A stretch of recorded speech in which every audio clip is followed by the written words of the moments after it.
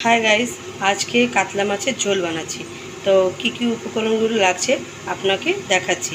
প্রথমে তেল দিয়েছি, তেল দেওয়ার পরে তেলটা গরম হয়ে গেছে। এবার মাছগুলো ছেড়ে দিচ্ছি।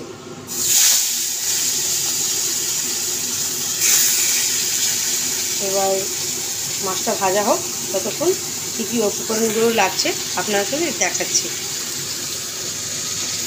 এটা হচ্ছে আলু আর গাজর, বিনস, কুমড়ো, লঙ্কা, ঝিঙে, পেঁয়াজ আর টমেটো। এটা হচ্ছে ধনেপাতা, এটা কালো জিরে। এটা হচ্ছে কাতলা মাছের ঝোল বানাবো। এবার আপনারা দেখতে থাকুন কীভাবে বানাচ্ছি আমি।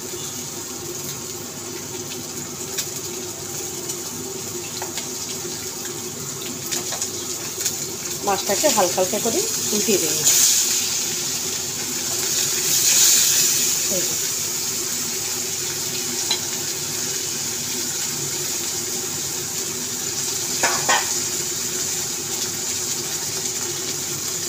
এটা রাখি